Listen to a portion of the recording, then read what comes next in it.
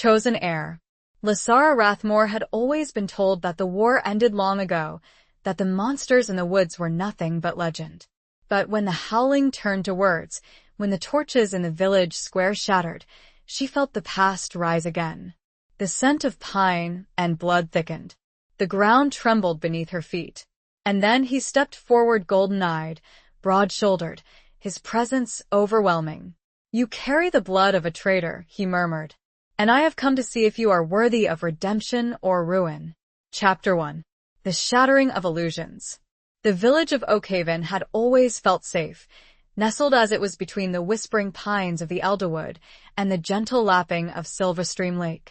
Lysara Rathmore, at 57, felt the familiar comfort of its cobblestone streets beneath her worn leather boots.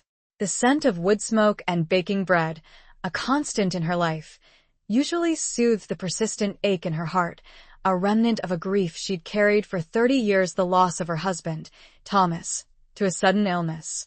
Tonight, though, the air was thick with an unfamiliar tension. The annual Harvest Festival was underway, a celebration of the year's bounty, and a symbolic warding against the long winter ahead. Torches blazed in the village square, casting dancing shadows on the timber-framed houses. Laughter, usually a joyous cascade, felt brittle, strained. Even the children, normally a whirlwind of energy, clung to their mothers' skirts, their eyes wide and watchful. Lysara, standing near the ancient oak tree that gave the village its name, felt a prickle of unease crawl up her spine. She dismissed it as the lingering chill of the autumn evening, but the feeling persisted, a discordant note in the familiar melody of Oakhaven life. She was helping Mrs. Gable, the baker, arrange a display of honey cakes, her fingers tracing the intricate patterns baked into their golden crusts. Mrs. Gable, a woman whose wrinkles told tales of countless harvests and weathered winters, hummed a tuneless melody, her usual jovial demeanor subdued. "Strange night, isn't it, Lysara?" Mrs. Gable murmured, her voice barely audible above the crackling of the torches. Lysara nodded, her gaze drawn to the edge of the square, where the forest loomed, a dark, impenetrable wall. "The wind, it feels different, like it's holding its breath." Suddenly, a howl pierced the night.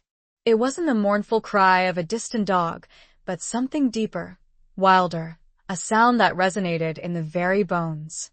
It was a sound Lysara hadn't heard since she was a child, a sound her grandmother had warned her about in hushed whispers, the howl of the Hollowfong. The villagers froze. The laughter died completely, replaced by a terrified silence. The torches, as if responding to some unseen force, flickered violently, casting grotesque, elongated shadows that danced like demons across the square. Then, with a series of sharp, cracking sounds, they shattered, plunging the square into near darkness. Panic erupted. Screams filled the air. Children wailed. People stumbled blindly, their familiar surroundings transformed into a terrifying labyrinth. Lysara, her heart hammering against her ribs, reached for Mrs. Gable, but the baker had vanished into the swirling chaos. The howling intensified, closer now, laced with a guttural growl that seemed to vibrate the very ground beneath her feet. Lysara felt a primal fear grip her, a terror that bypassed logic and reason. It was the fear of the unknown, the fear of the ancient legends her grandmother had told her, legends she had dismissed as old wives' tales. Legends of werewolves, of creatures that walked between the worlds of man and beast, of a war fought centuries ago between the villagers of Oakhaven and the monstrous Hollowfong pack. The scent of pine needles, usually so comforting, became sharp, acrid, mixed with the coppery tang of blood. The ground trembled, a low, rhythmic pulse that mirrored the frantic beat of her heart. She squeezed her eyes shut, a silent prayer escaping her lips, a plea for the nightmare to end. Then, silence. A silence so profound it was more terrifying than the screams. Slowly, Lysara opened her eyes. The moon, a sliver of silver in the inky sky, cast a pale, ethereal light on the square. And there, standing at the edge of the darkness, bathed in the moon's glow, was him. He was tall, Impossibly so, his silhouette a towering presence against the backdrop of the shattered torches. Broad shoulders strained against a dark, leather jerkin. His hair, the color of raven's wings, fell to his shoulders, framing a face that was both strikingly handsome and undeniably dangerous. But it was his eyes that held her captive. They glowed with an unnatural, golden light, burning with an intensity that seemed to pierce through her very soul. He moved with a predatory grace, his steps silent on the cobblestones. The villagers, those who hadn't fled, cowered in the shadows, their faces pale with terror. He ignored them, his gaze fixed solely on Lasara.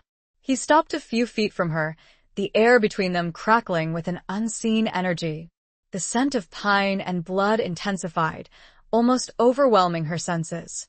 She could feel the heat radiating from his body, a palpable force that made her skin prickle. His voice, when he spoke, was a low, resonant murmur, a sound that seemed to bypass her ears and settle directly into her bones. "You carry the blood of a traitor," he said, the words laced with a mixture of accusation and something else, something she couldn't quite decipher. Lasara's breath caught in her throat. She wanted to speak, to deny the accusation, to ask what he meant, but her tongue felt thick and heavy in her mouth. Her grandmother's stories flooded back, tales of a Rathmore ancestor who had betrayed Oakhaven to the Hollowfang, a betrayal that had led to the deaths of countless villagers. A betrayal that had stained the Rathmore name for generations. He tilted his head, his golden eyes studying her with an unnerving intensity. "And I have come to see if you are worthy of redemption or ruin." The words hung in the air, heavy with unspoken threat, with the weight of centuries of hatred and mistrust. Lasara felt a tremor run through her, not entirely from fear. There was something in his gaze, a flicker of something that wasn't hatred, that sparked a strange, unfamiliar feeling within her. A feeling that was both terrifying and exhilarating. What was to become of her now, with the past so violently thrown into her present? Chapter 2. Echoes of a Traitor's Blood. The silence that followed his pronouncement was broken only by the frantic whispers of the remaining villagers, their fear a palpable entity in the moonlit square. Lasara, despite the tremor that ran through her, met his gaze. There was a defiance in her stance, a refusal to cower, born not of bravery but of a lifetime spent carrying the weight of her ancestors' supposed sin. "I know nothing of traitors," she finally managed, her voice hoarse but steady. "My family has lived in Oakhaven for generations, harming no one." A flicker of something amusement, perhaps, or disdain crossed his features. He took a step closer, the faint moonlight catching the sharp planes of his cheekbones, the slight curve of his lips. The scent of him, that intoxicating blend of pine and something wilder, filled her senses, making her head swim. "Generations of hiding," he corrected, his voice a low rumble. "Generations of living a lie. The blood of Alaric Rathmore flows in your veins, Lasara. The blood of the one who opened the gates to the Hollowfang, who led to the slaughter of innocents." Lasara flinched, the name Alaric Rathmore like a physical blow. It was the name whispered in hushed tones, the name that had haunted her childhood, the name that had made her an outsider in her own home. Her grandmother, Alara, had refused to speak of him, her lips pressed into a thin, disapproving line whenever his name was mentioned. But the other villagers they remembered. They whispered. They pointed. That was centuries ago, Lasara protested, her voice gaining strength. "I am not responsible for the sins of my ancestors." He studied her for a long moment, his golden eyes seeming to bore into her soul, searching for any hint of deception. "The past is never truly gone, Lasara," he said softly. "It lingers in the blood, in the very stones of this village. And the Hollowfang we remember." He gestured with a broad hand towards the surrounding darkness, towards the looming presence of the Elderwood. "We have waited. We have watched. And now, the time has come for reckoning." Fear, cold and sharp, pierced through Lasara's defiance. "Reckoning? What do you mean?" He didn't answer directly. Instead, he reached out, his fingers brushing lightly against her cheek. The touch, surprisingly gentle, sent a jolt of electricity through her, a sensation that was both terrifying and strangely alluring. She instinctively recoiled, her hand flying to her cheek where his fingers had lingered. The skin felt warm, almost burning. "You feel it, don't you?" he murmured, his gaze locked on hers. The pull of the past. The call of the wild. Lasara shook her head, trying to deny the strange sensations that were coursing through her. She was a woman of Oakhaven, a woman of reason and practicality. She didn't believe in magic, in werewolves, in ancient curses. And yet she couldn't deny the evidence of her own senses. The shattered torches, the unnatural howl, the man standing before her, radiating an aura of power and danger, and the undeniable, unsettling attraction she felt towards him. I don't understand," she whispered, her voice trembling. He smiled then, a slow, predatory smile that revealed a hint of sharp teeth. "You will," he promised. "In time, you will understand everything." He turned his gaze towards the cowering villagers, his expression hardening. "The people of Oakhaven have lived under a shadow of fear for too long," he announced, his voice ringing out in the silence. "They have been told lies, fed tales of monsters in the woods. But the true monsters, they are the ones who hide in plain sight, who perpetuate the cycle of hatred and mistrust." He turned back to Lasara, his golden eyes blazing. "I am Kalen, Alpha of the Holophong," he declared. "And I have come to offer Oakhaven a choice. Continue to live in fear, clinging to the lies of the past, or embrace the truth, and forge a new future." He extended his hand towards her, an open invitation, a challenge. "Come with me, Lasara Rathmore," he said, his voice a silken whisper that sent shivers down her spine. "Let me show you the truth. Let me show you who you really are." Lasara stared at his outstretched hand, her mind reeling.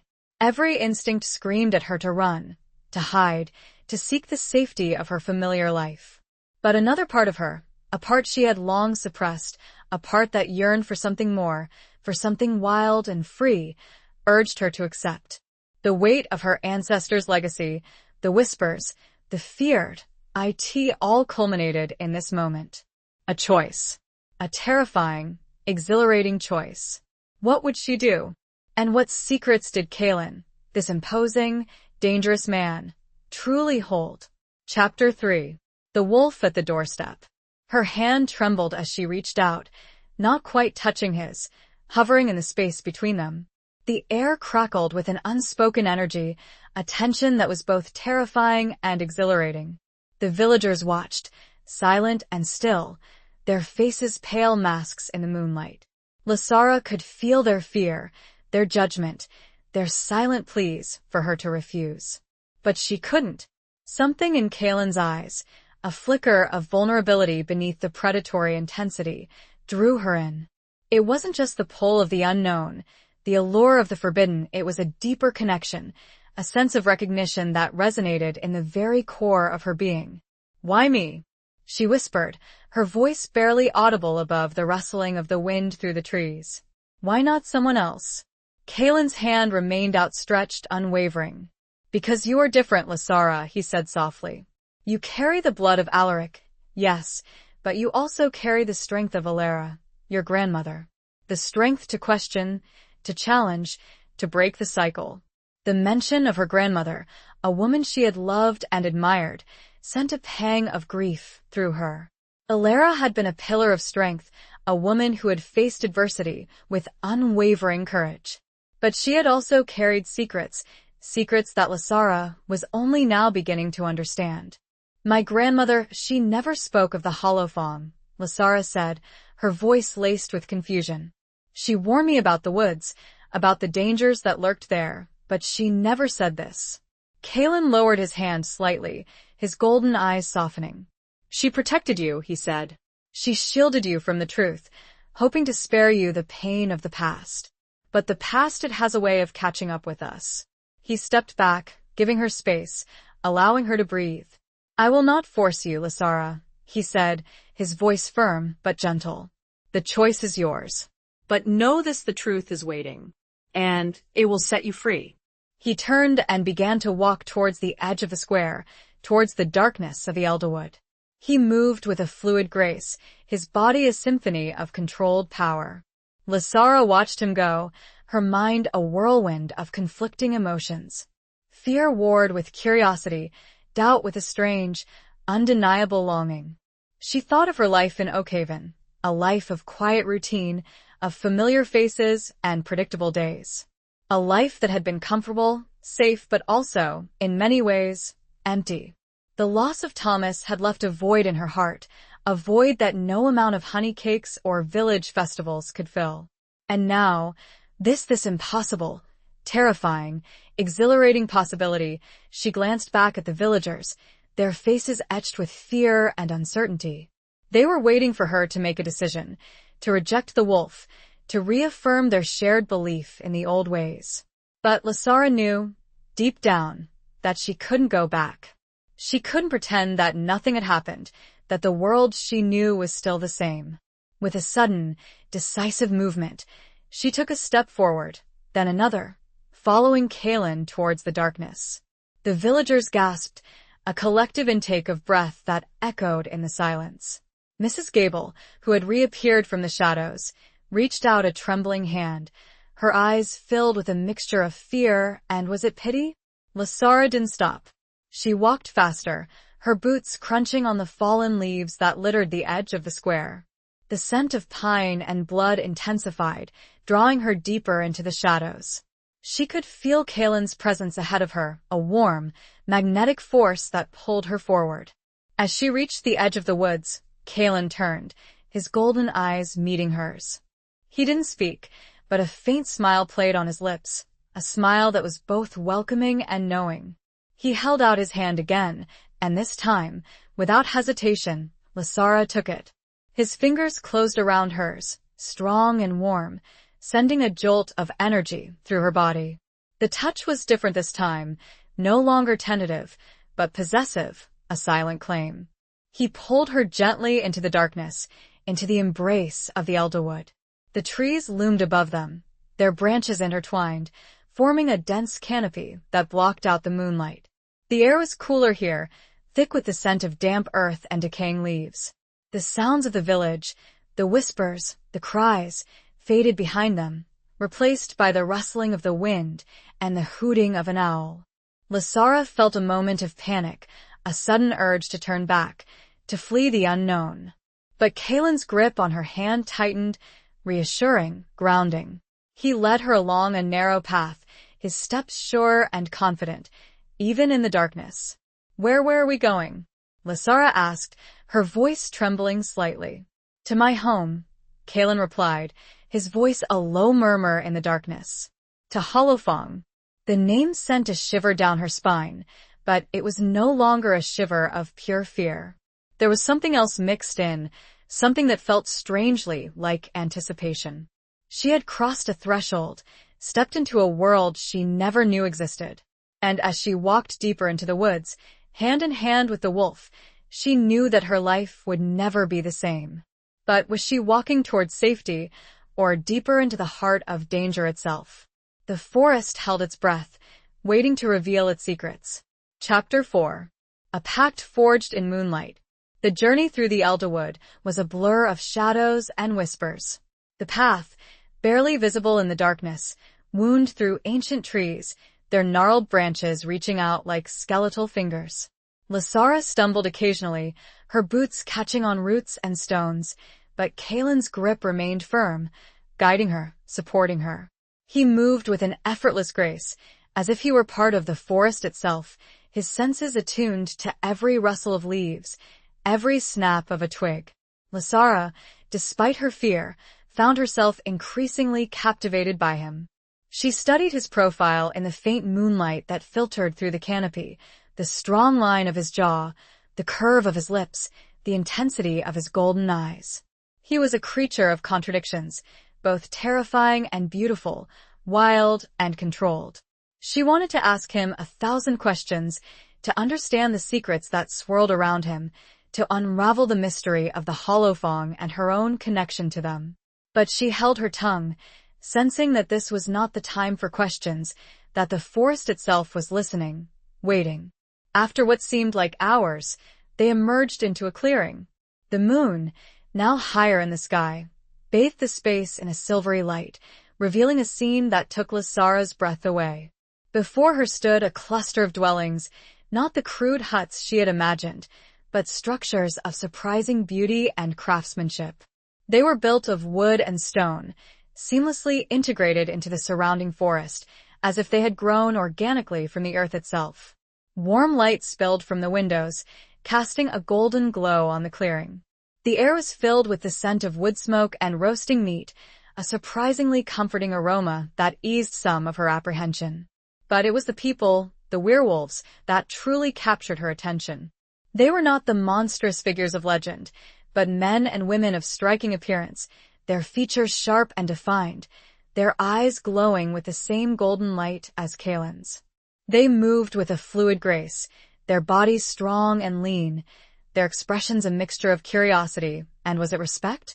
Kaelin led her towards the largest of the dwellings, a magnificent structure built around a giant oak tree, its branches spreading out like a protective canopy.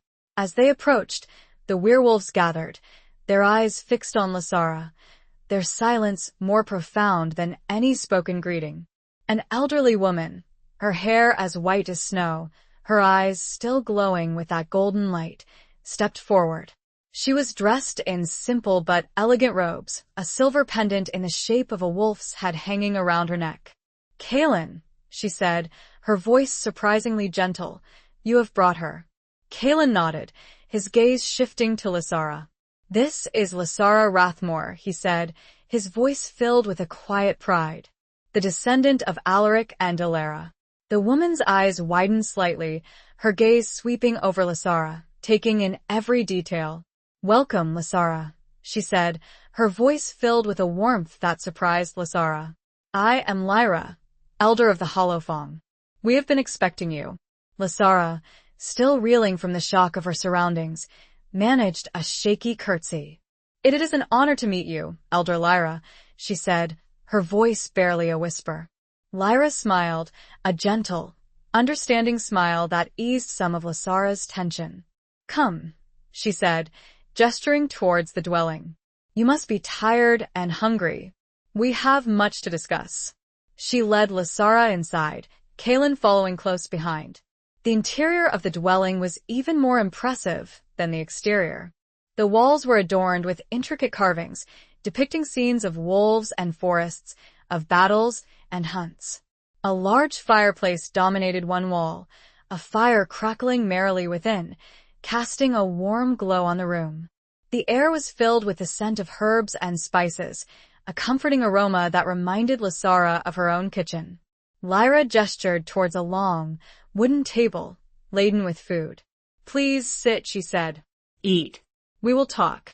Lysara, her stomach rumbling, gratefully accepted the offer. She sat at the table, Kaelin taking the seat beside her, Lyra across from them. The other werewolves remained standing, their eyes watching Lysara with a mixture of curiosity and caution. As Lysara ate, Lyra began to speak, her voice low and soothing, telling the story of the Hollowfang, a story far different from the one Lysara had grown up with. She spoke of a time before the war, a time when humans and werewolves lived in harmony, sharing the bounty of the forest, respecting each other's ways. But then, Lyra said, her voice filled with sadness, came the betrayal. Alaric Rathmore, driven by greed and ambition, made a pact with a dark force, a force that sought to destroy the balance between our worlds. Lysara listened, mesmerized, her heart aching with the weight of her ancestors' sin. But Lyra's story didn't end there.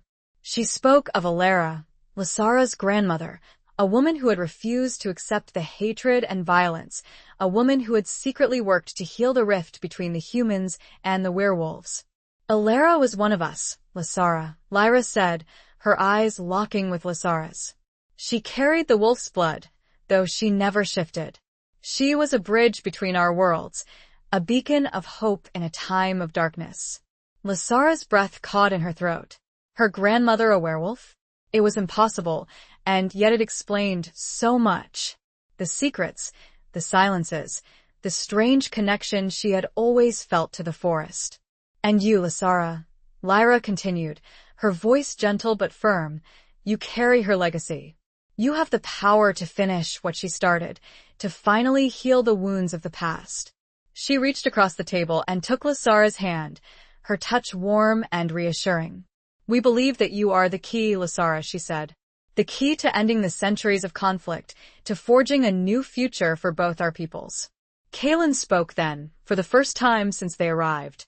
A pact, Kaelin stated, the word hanging heavy, like the moonlight filtering between them. A bond between your blood and mine, to solidify this new beginning, to prove to both our peoples that peace is not just possible, but inevitable. The weight in his golden eyes spoke of ancient rituals, of binding magic, of something far beyond a simple agreement. It was a proposal and a terrifying promise, all in one. Chapter 5. Whispers of the Ancient Woods. Lysara stared at Kaelin, his words echoing in the sudden silence of the room. A pact. A bond. Her mind reeled, struggling to grasp the implications of what he was suggesting. It was more than a marriage, it was a merging of destinies, a weaving together of two bloodlines that had been at war for centuries. She looked from Kaelin to Lyra, the elder's face serene, almost expectant. The other werewolves, their golden eyes fixed on her, remained silent, their presence a palpable pressure in the room. The fire crackled in the hearth, the only sound breaking the stillness. A bond, Lysara stammered, her voice barely a whisper. What kind of bond?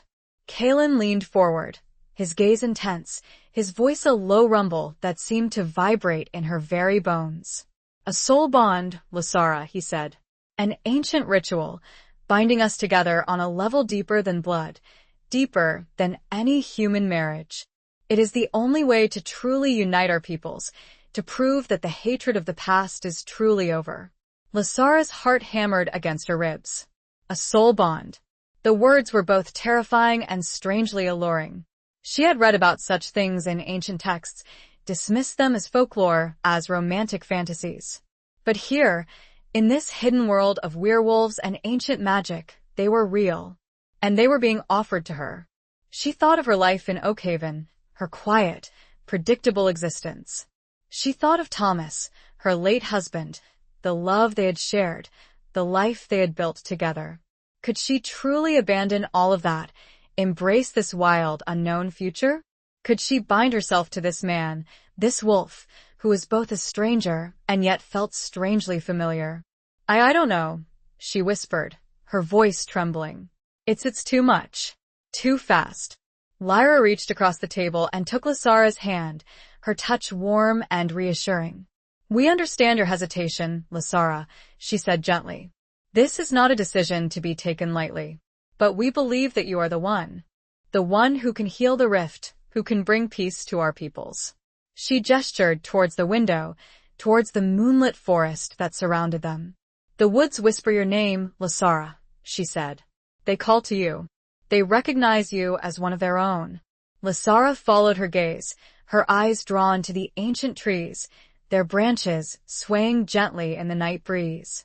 She had always felt a connection to the forest, a sense of belonging that she had never been able to explain. But now she understood. It was in her blood, in her heritage, in the legacy of Alara, her grandmother. Kaelin spoke again, his voice softer now, more persuasive. I know this is frightening, Lysara, he said. But I promise you, I will not force you. The choice is yours. But I also promise you this, I will protect you. I will stand by your side. And together, we can build a better future for both our peoples. His words, spoken with such sincerity, such conviction, resonated deep within her.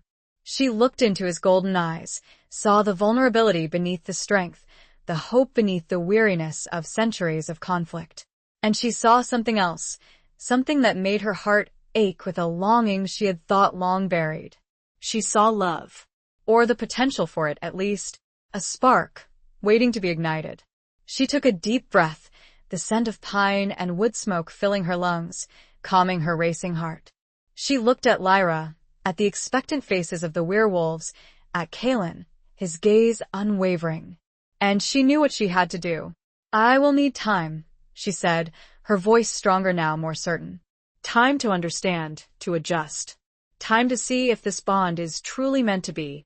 Kaelin nodded, a slow, understanding smile spreading across his lips. "Of course," he said. "Take all the time you need. But know this, Lysara, I will be waiting." Lyra smiled, a radiant smile that lit up her face.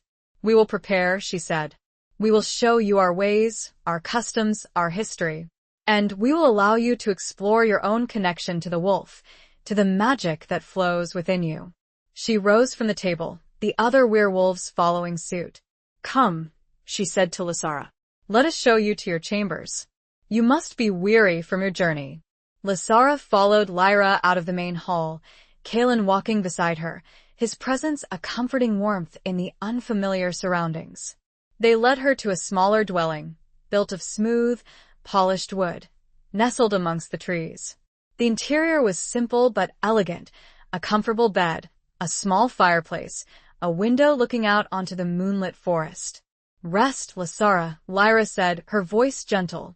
"Tomorrow we begin." She left, closing the door softly behind her. Lysara stood for a moment, listening to the silence of the forest, the whisper of the wind through the trees. She felt a strange sense of peace, a sense of belonging that she had never expected to find in this wild, hidden place. She was still afraid, still uncertain, but there was also a growing sense of excitement, of anticipation. She was on the cusp of something extraordinary, something transformative. As she lay down on the bed, the scent of pine and Kaelin's lingering presence filling the small space, she wondered if she was making the biggest mistake of her life or stepping into the destiny she was always meant to embrace. The whispers of the ancient woods seemed to promise answers, if only she dared to listen. Chapter 6. The Mark of the Holophong. The next few days were a whirlwind of new experiences, of sights and sounds and sensations that challenged everything Lysara had ever believed about the world. She learned about the Holofang's history, their customs, their deep connection to the forest. She spent hours with Lyra, listening to stories of the past, learning about the magic that flowed through their veins, the ability to shift between human and wolf form. Lyra showed her the ancient rituals, the ceremonies that honored the moon and the forest, the deep respect the werewolves held for the balance of nature. She learned about their social structure, the hierarchy of the pack, the importance of loyalty and family. She was surprised by their gentleness, their kindness, their deep sense of community. They were not the monsters of legend, but a people who had been misunderstood, persecuted, forced to hide in the shadows. Kaelin was a constant presence, guiding her, teaching her, answering her endless questions. He showed her the hidden paths of the Elderwood, the secret places where the magic of the forest was strongest. He taught her about the different plants and herbs, their healing properties, their significance in their rituals. He also began to teach her about her own heritage, about the wolf's blood that flowed within her. He explained that while she might not be able to shift, she possessed other gifts, abilities that had been dormant, waiting to be awakened. One evening, under the light of the full moon, Kaelin led her to a secluded clearing, a place where a natural spring bubbled up from the earth, its waters shimmering silver in the moonlight. "This is a sacred place, Lysara," he said, his voice hushed with reverence. "A place of power, of connection. It is here that we will begin to awaken your gifts." He instructed her to sit by the spring, to close her eyes, to breathe deeply, to connect with the energy of the forest. Lysara, initially hesitant, followed his instructions. She closed her eyes, inhaled the cool night air, felt the earth beneath her, the whisper of the wind through the trees. At first, she felt nothing but the familiar sensations of her body, the beating of her heart, the rise and fall of her breath. But then slowly, something began to shift. She felt a tingling sensation in her fingertips, a warmth spreading through her limbs. She heard the sounds of the forest with a new clarity, the rustling of leaves, the hooting of owls, the distant howl of a wolf. She felt a connection to the earth, to the trees, to the very air around her, a connection that was both exhilarating and familiar. It was as if a part of her that had been asleep for years was finally awakening. Kalen, standing beside her, placed his hand on her shoulder, his touch sending a jolt of energy through her body. "Open your eyes, Lasara," he said softly. Lasara opened her eyes and gasped. The world around her seemed different. The colors were more vibrant, the air shimmered with an unseen energy, the trees seemed to pulsate with life. She could see the faint outlines of the werewolves who had gathered at the edge of the clearing, their golden eyes glowing in the darkness. But the most striking change was in her own hands. On the back of her left hand, a faint, silvery mark had appeared, a symbol that resembled a wolf's paw intertwined with a crescent moon. It was the mark of the Hollow Fong, a sign of her connection to the pack, a symbol of her awakening. "The mark," Kalen said, his voice filled with awe. "It has appeared. You are truly one of us, Lasara." Lasara stared at the mark, her heart pounding in her chest. It was beautiful, intricate, a symbol of a world she was only beginning to understand. But it was also a permanent reminder of her commitment, of the pact she was considering. She looked at Kalen, his golden eyes filled with a mixture of pride and something else. Something deeper, more personal. She saw a flicker of vulnerability in his gaze, a hint of the loneliness he had carried for so long. What does it mean?" she asked, her voice trembling slightly. "It means you are connected to us, Lasara," Kalen replied. "To the pack, to the forest, to me. It means you have the potential to wield great power, to heal the wounds of the past, to shape the future." He reached out and gently traced the outline of the mark with his fingertip, his touch sending shivers down her spine. "It also means," he added, his voice a low murmur, "that the bond is drawing closer." He looked deep into her eyes, his golden gaze holding hers captive. He was no longer just the alpha of the Hollow Fong, the leader of his people. He was Kalen, the man who had shown her a world beyond her wildest dreams, the man who had awakened something within her that she had thought long dead, the man she was beginning to love. The mark pulsed faintly under his touch, a silent confirmation of the undeniable truth that was blooming between them, as undeniable as the ancient forest surrounding them. Chapter 7. Scars of the Past, Bonds of the Present. The appearance of the mark accelerated Lasara's integration into the Hollow Fong community. She was no longer an outsider, a curiosity, but a recognized member of the pack, albeit one who still had much to learn. She continued her lessons with Lyra, delving deeper into the history and lore of the werewolves, discovering the complexities of their magic, their connection to the natural world. She also spent more time with the other members of the pack, getting to know them as individuals, hearing their stories, understanding their hopes and fears. She found herself drawn to their warmth, their loyalty, their unwavering sense of community. They welcomed her with open arms, treating her with respect and affection, despite her human origins. But it was her relationship with Kalen that underwent the most profound transformation. The initial fear and uncertainty she had felt towards him gradually gave way to a deeper, more complex emotion. She found herself increasingly drawn to his strength, his intelligence, his unwavering commitment to his people. She admired his leadership, his compassion, his willingness to challenge the traditions of the past in order to forge a better future. She also discovered a vulnerability beneath his stoic exterior, the loneliness that mirrored her own. She learned about his past, about the loss of his parents in the ongoing conflict with the humans, about the burden of leadership he had carried since a young age. One evening, as they sat by the fire in his dwelling, Kalen shared a story that revealed a deep scar from his past. He spoke of a younger sister, Alara, named after Lasara's own grandmother, who had been killed by hunters during a raid on their village. She was just a child, Kalen said, his voice choked with emotion. She had barely begun to experience the magic, the joy of shifting. They killed her for sport because she was different, because they feared what they didn't understand. Lasara reached out and took his hand, her heart aching for his loss. She knew the pain of losing a loved one, the emptiness that it left behind. She squeezed his hand, offering a silent gesture of comfort and support. Kalen looked at her, his golden eyes filled with a mixture of grief and gratitude. "I have never shared that with anyone," he said softly. "Not even Lyra." "I understand," Lasara replied. "Sometimes, the deepest wounds are the hardest to share." They sat in silence for a long moment, their hands clasped together, a silent connection forming between them. The fire crackled in the hearth, casting dancing shadows on the walls. "The bond," Kalen said, his voice a low murmur. "It's not just about uniting our peoples, Lasara. It's about healing. Healing the wounds of the past, healing the rift between our worlds, and healing ourselves."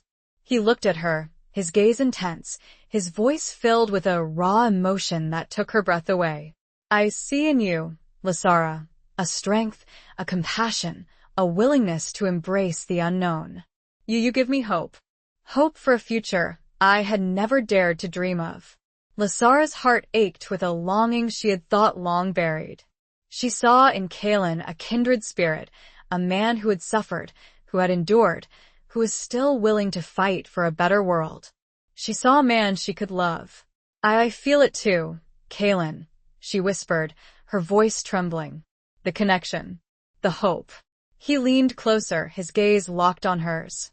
The scent of pine and wood smoke, so intrinsically linked to him, filled her senses, making her head swim. He reached out and gently cupped her face in his hands, his thumbs tracing the contours of her cheekbones. "The ritual," he said, his voice a husky whisper. "It is soon. Are you ready?" Lasara's heart pounded in her chest. She was afraid, yes, but there was also a growing sense of excitement, of anticipation. She was ready to embrace the unknown, to step into this new life, to bind herself to this man, this wolf, who had captured her heart. She nodded, her eyes meeting his. "Yes," she whispered. "I am." He smiled then, a slow, radiant smile that lit up his face, chasing away the shadows of the past. He leaned in and gently pressed his lips to hers, a soft, tentative kiss that sent a jolt of electricity through her body. It was a kiss of promise, of hope, of a future yet to be written. A future where humans and werewolves, bound by a love forged in moonlight, could finally live in peace. The scars of the past were still present, but the bonds of the present offered a chance for a new, brighter chapter, if only they were brave enough to write it. Chapter 8. The Huntress and the Hunted. The preparations for the bonding ritual began in earnest. The entire Holophone community was involved, each member contributing their skills and talents to create a ceremony that would be both sacred and celebratory. Lyra, with her deep knowledge of ancient traditions, oversaw the preparations, guiding the others, ensuring that every detail was perfect. Lasara, while excited, also felt a growing sense of trepidation. The ritual was not just a symbolic union, it was a magical binding, a merging of souls that would forever link her to Kalen and the Holophone. She understood the implications, the responsibilities that would come with it. She would no longer be just Lasara Rathmore, the woman from Oakhaven. She would be the Luna of the Holophone, a leader, a symbol of hope for a new era of peace. One afternoon, while walking through the forest with Kalen, she voiced her concerns. I don't know if I'm ready for this, Kalen," she confessed, her voice trembling slightly. "I'm not a leader. I'm just an ordinary woman." Kalen stopped and turned to face her, his golden eyes filled with understanding. He gently cupped her face in his hands, his thumbs tracing the contours of her cheekbones. "You are not ordinary, Lasara," he said softly. "You are extraordinary. You have a strength, a compassion, a resilience that I have never seen in anyone else. You are the one, Lasara. I know it. The pack knows it. And deep down you know it too." His words, spoken with such conviction, eased some of her fears. She looked into his eyes, saw the unwavering belief he had in her, and found a renewed sense of courage. "But what if I fail?" she asked, her voice barely a whisper. "What if I can't live up to their expectations?" Kalen smiled, a gentle, reassuring smile. "You won't fail, Lasara," he said, "because you won't be alone. I will be by your side, every step of the way. And so will the pack. We are a family, Lasara. We support each other. We protect each other. His words, his touch, his presence gave her the strength she needed. She leaned into him, resting her head on his shoulder, feeling the warmth of his body, the steady beat of his heart. "Thank you, Kaelin," she whispered, "for believing in me." He wrapped his arms around her, holding her close, a silent promise of protection, of love, of a future together. As the day of the ritual drew nearer, however, a new threat emerged, a danger that cast a shadow over their preparations. Scouts reported increased activity from the hunters, the group of humans who had dedicated themselves to eradicating the werewolves. They had been a constant threat for centuries, driven by fear and hatred, perpetuating the cycle of violence. The hunters, led by a ruthless woman named Seraphina, had learned of the impending bonding ritual. They saw it as an opportunity to strike a decisive blow against the Holophong, to eliminate their leader and his human bride, to crush any hope of peace. Seraphina was a skilled huntress, a formidable opponent with a deep-seated hatred for werewolves. She had lost her family to a werewolf attack years ago, a tragedy that had fueled her obsession with vengeance. She was cunning, resourceful, and utterly ruthless. One evening, as Kaelin and Lasara were returning from a walk in the forest, they were ambushed. A volley of arrows rained down on them, narrowly missing their targets. Kaelin, reacting instantly, pushed Lasara behind a tree, shielding her with his body. He shifted into his wolf form, a magnificent creature of dark fur and golden eyes, his growl echoing through the forest. He charged towards the attackers, his movements a blur of speed and power. Lasara, her heart pounding in her chest, watched in terror as Kaelin battled the hunters. She had never seen him in his wolf form before, and the sight was both terrifying and awe-inspiring. He was a force of nature, a creature of immense power and grace. But the hunters were well prepared, armed with silver-tipped arrows and weapons designed to kill werewolves.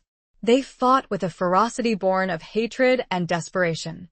Lasara, despite her fear, knew she couldn't just stand there and watch. She had to do something. She remembered the lessons Kaelin had taught her, the connection to the forest, the magic that flowed within her. She closed her eyes, focused her mind, and reached out to the energy of the forest, drawing on its power. She felt a surge of energy coursing through her veins, a tingling sensation in her fingertips. She opened her eyes and saw a hunter aiming an arrow at Kaelin's back. Without thinking, she raised her hand, and a wave of energy erupted from her palm, knocking the hunter off his feet. It was a small act, but it was enough. Kaelin, seeing his opportunity, took down the remaining hunters, his movements swift and decisive. The ambush was over, but the threat remained. Seraphina and her hunters were still out there, plotting their next move. The bonding ritual, meant to be a celebration of peace, had become a target, a symbol of vulnerability. Lasara had tasted power and seen the true face of the enemy. The huntress and the hunted were now locked in a deadly game, and the fate of the Holophong and her own future hung in the balance. Chapter 9. Beneath a sky of broken stars. The aftermath of the ambush left a palpable tension hanging over the Holophong. The joy of the impending ritual was tempered by the ever-present threat of the hunters, the knowledge that Seraphina and her followers were lurking in the shadows, waiting for their opportunity to strike. Security was tightened, patrols were doubled, and every member of the pack was on high alert. Lasara, despite her newfound powers, felt a constant sense of unease, a fear that gnawed at her insides. She worried for Kaelin's safety, for the safety of the pack, for the future they were trying to build. Kaelin, sensing her distress, did his best to reassure her. He spent every spare moment with her, holding her close, whispering words of comfort and encouragement. He reminded her of her strength, her resilience, her connection to the forest and its magic. One evening, as they sat on the balcony of his dwelling, gazing up at the night sky, Lasara voiced her fears. "What if they attack during the ritual, Kaelin?" she asked, her voice trembling slightly. What if they succeed?" Kalen turned to her, his golden eyes filled with a fierce determination. He gently cupped her face in his hands, his thumbs tracing the contours of her cheekbones. "They won't, Lysara," he said, his voice firm and unwavering. "I won't let them. We will be prepared. We will protect each other. And we will prevail." He pointed up at the sky, at the scattered stars that glittered in the darkness. "See those stars, Lysara?" he said. "They may seem broken, scattered, but they still shine. They still illuminate the night. And so will we. We may be facing darkness, but our light will not be extinguished." His words, his metaphor, resonated deep within her. She looked into his eyes, saw the unwavering belief he had in her, in them, in their future. And she found a renewed sense of hope, a strength that she didn't know she possessed. I believe you, Kalen," she whispered, her voice filled with emotion. "I believe in us." He leaned in and gently kissed her, a soft, tender kiss that conveyed all the love, all the hope, all the determination that he felt. It was a kiss that sealed their bond, their commitment to each other, their unwavering belief in the future they were building together. Despite the looming threat, the preparations for the ritual continued. The clearing where the ceremony was to take place was transformed into a place of breathtaking beauty. Flowers were woven into intricate patterns, lanterns were hung from the trees, casting a warm, golden glow on the scene. The air was filled with the scent of wildflowers and incense, a fragrant blend that created a sense of peace and tranquility. Lysara, with Lyra's guidance, chose a gown for the ceremony. It was not the elaborate, ornate dress she might have expected, but a simple, elegant garment made of soft, white fabric, embroidered with silver thread that depicted the intertwined symbols of the wolf and the moon. It was a dress that reflected her connection to the Holophong, her acceptance of her new role, her embrace of the magic that flowed within her. On the eve of the ritual, as Lysara stood before a mirror, admiring her reflection, Lyra entered the room. She carried a small, wooden box, intricately carved with images of wolves and forests. "This was your grandmother's, Lysara," Lyra said, her voice filled with emotion. "Alara's. She wanted you to have it." Lysara opened the box, her hands trembling slightly. Inside, nestled on a bed of soft velvet, lay a silver necklace. The pendant was a single, perfect wolf's tooth, its tip capped with a shimmering moonstone. "It is a symbol of protection," Lyra explained. "A talisman that will connect you to the spirit of the wolf, to the power of the moon. Wear it with pride and with courage." Lysara carefully fastened the necklace around her neck, feeling the cool weight of the wolf's tooth against her skin. It was a tangible link to her grandmother, to her heritage, to the magic that flowed within her. It was a reminder of the strength she possessed, the courage she needed to face the challenges ahead. As she looked at her reflection in the mirror, she no longer saw the ordinary woman from Oakhaven. She saw the Luna of the Holophong, a woman who had embraced her destiny, a woman who was ready to fight for her love, for her people, for her future. The stars might be broken, but her spirit was whole. And beneath that sky, she knew, with a certainty that resonated deep within her soul, that she was ready. Chapter 10. The Price of Redemption. The day of the bonding ritual dawned clear and bright, the sun casting a golden glow over the Elderwood. The air was filled with a sense of anticipation, a mixture of excitement and nervousness. The entire Holophong community had gathered in the clearing, their faces expectant, their golden eyes shining with hope. Lysara, dressed in her white gown, the silver wolf's tooth necklace resting against her skin, stood beside Kalen, his hand clasped tightly in hers.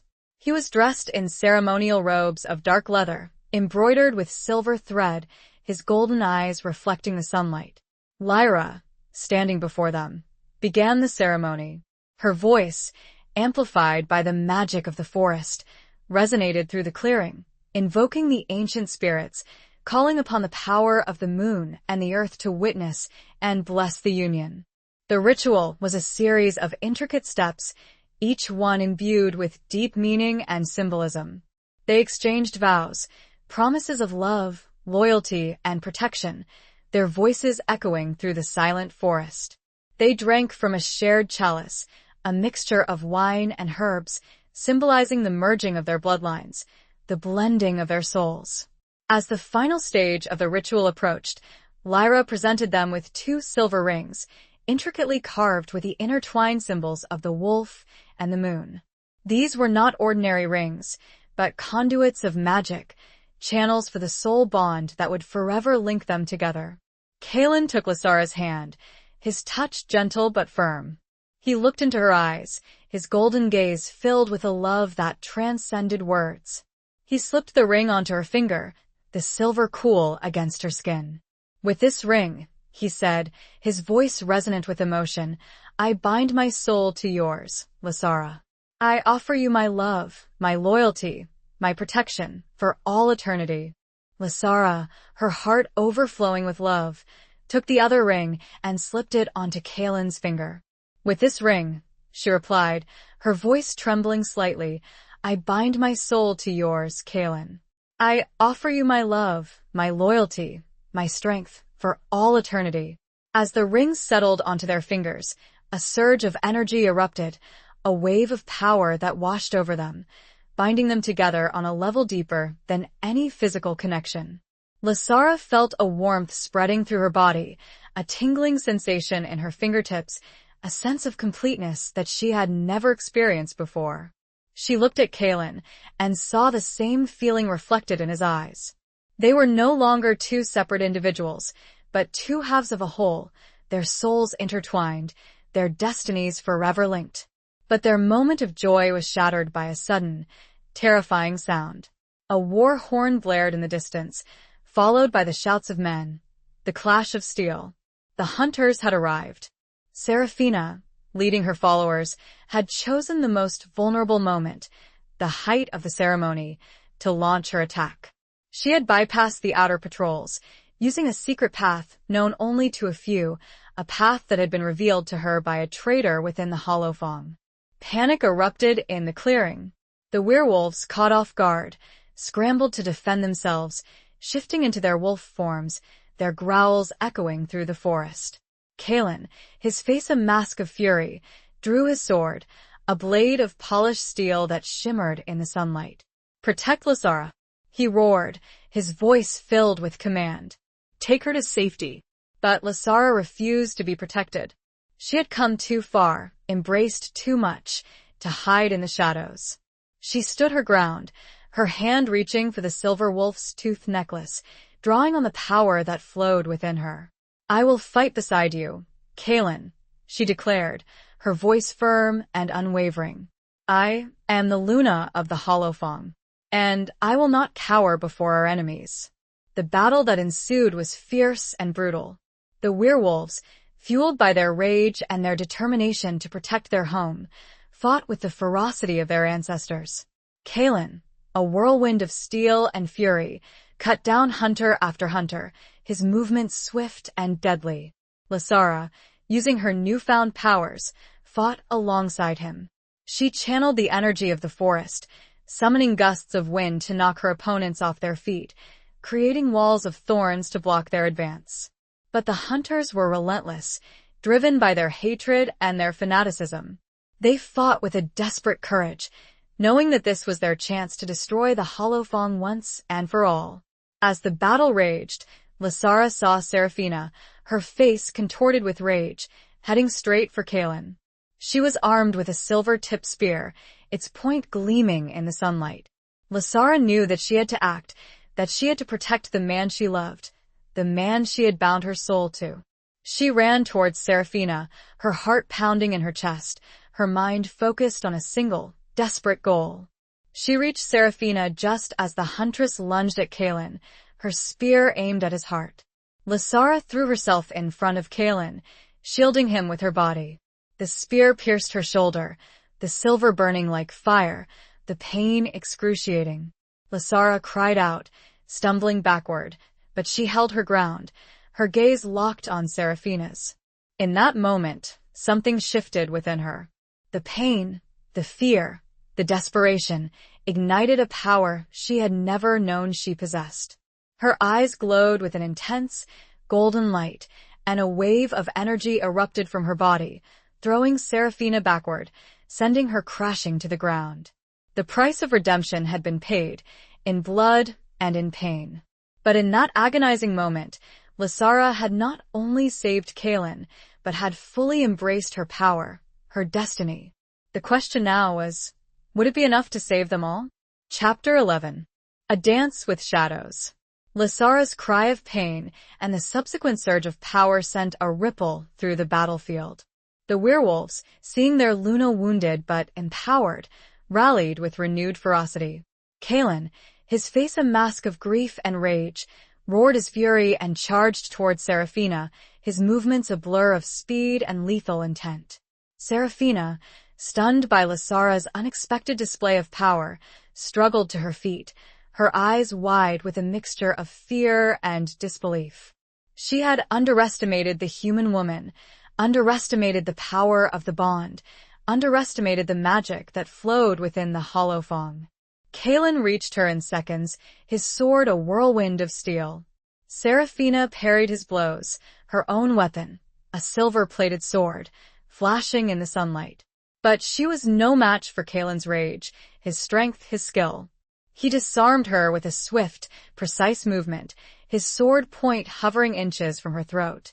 Seraphina, her chest heaving, her eyes filled with defiance, stared up at him, waiting for the final blow. But Kaelin hesitated. He looked at Lysara, her shoulder bleeding, her face pale but resolute.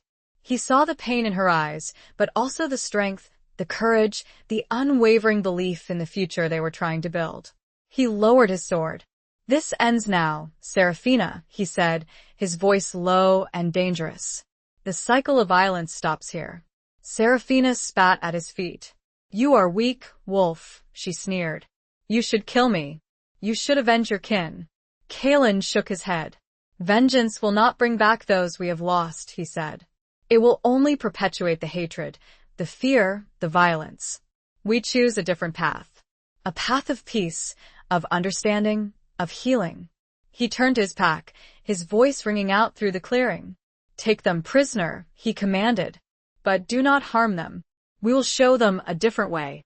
The werewolves, initially surprised by Kaelin's decision, obeyed his command. They disarmed the remaining hunters, binding their hands, leading them away from the battlefield. Kaelin turned his attention to Lysara, his concern evident in his golden eyes. He rushed to her side, gently examining her wound. The silver had burned her flesh, leaving a nasty gash, but it was not life-threatening.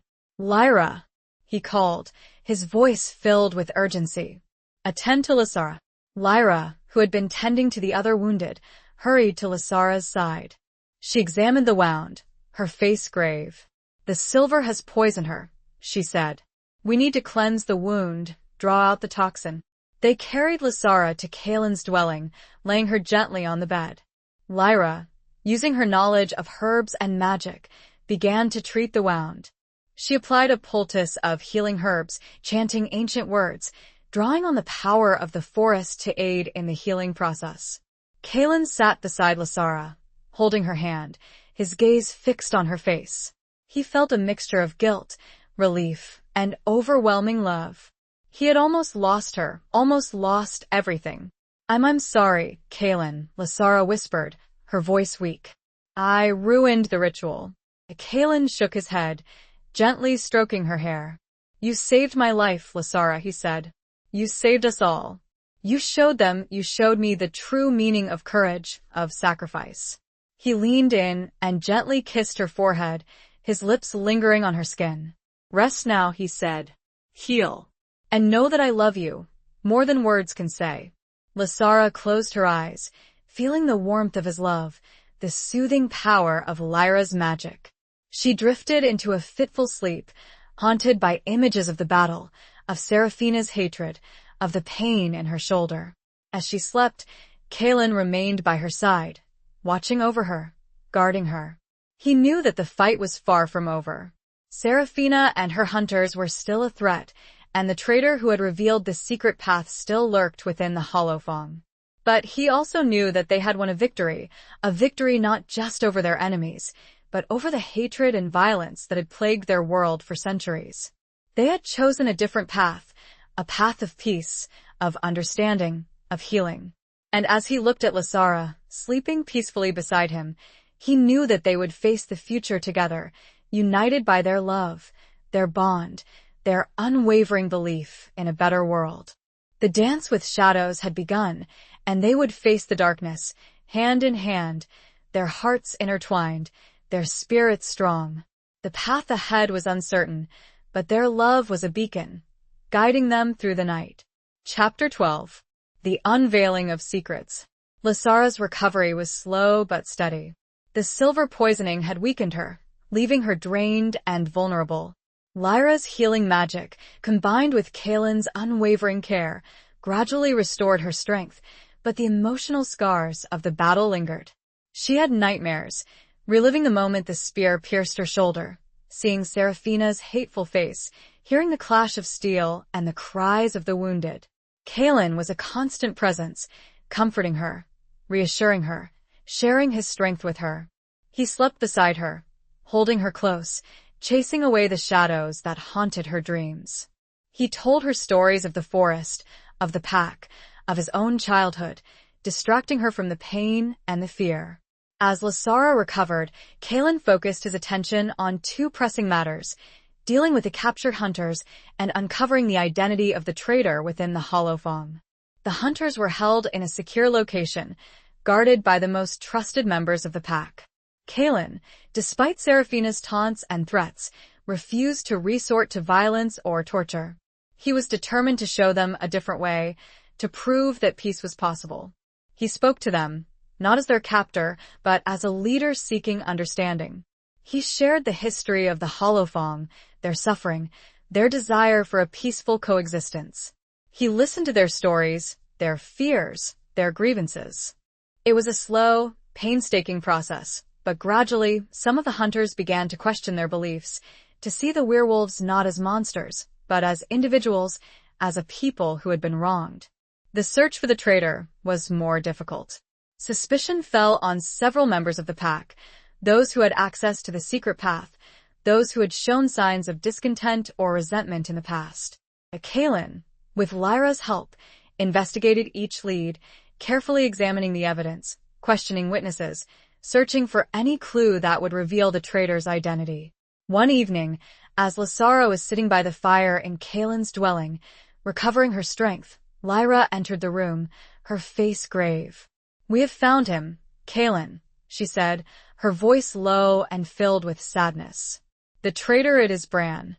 Bran was a young werewolf, a member of the pack who had always been known for his loyalty and his courage. He had fought bravely in the battle, defending the clearing against the hunters. The news of his betrayal came as a shock to everyone, especially Kaelin, who had considered Bran a friend. Bran? Kaelin said, his voice filled with disbelief. But why? He has always been loyal to the pack. Lyra sighed. He was seduced by Seraphina, she explained. She promised him power, wealth, a place in her new order, a world where werewolves would rule over humans. She handed Kaelin a small, intricately carved wooden box. "We found this hidden in his dwelling," she said. It contains letters, correspondence between Bran and Seraphina, detailing their plans, revealing the secret path. Kaelin opened the box, his hands trembling slightly. He read the letters, his face growing darker with each passing word. The evidence was irrefutable. Bran had betrayed them, had endangered the entire pack, had almost cost Lasara her life. "Bring him to me," Kaelin said, his voice cold and hard. Bran was brought before Kaelin and Lyra, his hands bound, his eyes filled with shame and fear. He did not deny his guilt. He confessed everything, revealing the details of his agreement with Seraphina, his motives, his regrets. I was a fool," he said, his voice trembling. "I was blinded by ambition, by promises of power. I am sorry." Kaelin looked at him, his golden eyes filled with a mixture of anger and disappointment. "You betrayed your pack, Bran," he said. "You betrayed your friends, your family. You betrayed me." He turned to Lysara. The weight of the choices before them fell heavily on his heart. What is to be done with him? How are we to deal with this poison at our very heart? The weight of leadership, the burden of justice, and the shadow of betrayal hung heavy in the air. The unveiling of secrets had brought them to a crossroads, and the path they chose would determine not only Bran's fate, but the future of the Holophong itself. Chapter 13. Where Trust Lies Bleeding. Lysara looked at Bran, her heart aching with a mixture of pity and anger.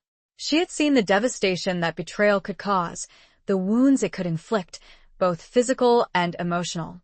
She had felt the sting of the silver spear, the fear for Kaelin's life, the threat to the future they were trying to build. But she also saw the remorse in Bran's eyes, the shame that consumed him, the realization of the terrible mistake he had made. She remembered Kaelin's words, his commitment to a different path, a path of peace, of understanding, of healing. Banishment, Lysara said, her voice clear and firm, surprising even herself. He must be banished from the Holophong, from the Elderwood. He must live with the consequences of his actions, with the knowledge of what he has done. Kaelin looked at her, his golden eyes searching hers, questioning, probing. He had expected her to demand a harsher punishment, to call for vengeance. But he saw in her eyes a wisdom, a compassion, a belief in redemption that he admired. Banishment?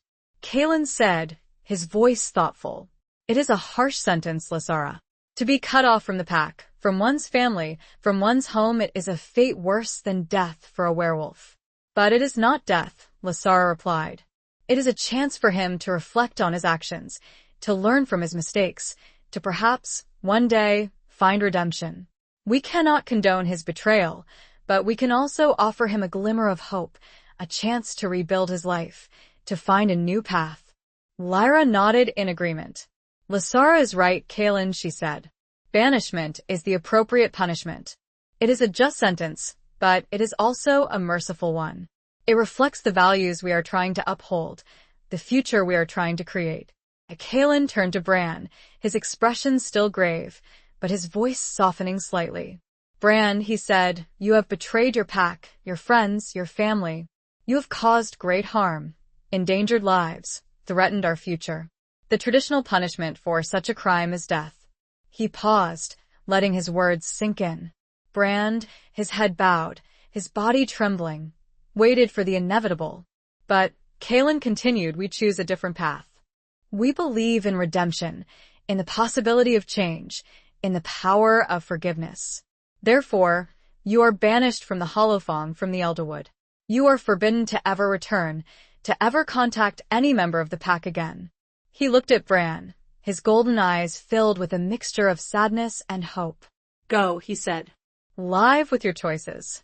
And perhaps, one day, you will find a way to atone for your sins. Bran, his eyes filled with tears, nodded silently. He was led away by 2 guards, his head bowed in shame, his future uncertain. The decision to banish Bran, rather than execute him, sent a powerful message to the captured hunters. It demonstrated the Holophang's commitment to a new way, a way of justice tempered with mercy, a way of breaking the cycle of violence. Some of the hunters remained defiant, clinging to their hatred, their belief in the superiority of humans. But others, seeing the werewolves' restraint, their willingness to forgive, began to question their own convictions. They saw a glimmer of hope, a possibility of a future where humans and werewolves could coexist, not as enemies, but as neighbors. The trust within the pack, however, was shaken. The knowledge that one of their own had betrayed them left a lingering sense of unease, a suspicion that gnawed at the bonds of community. Kaelin and Lysara worked tirelessly to rebuild that trust, to reassure the pack, to remind them of their shared values, their common goals. They held gatherings, sharing stories, singing songs, reaffirming their commitment to each other, to the future they were building together. They emphasized the importance of unity, of loyalty, of forgiveness.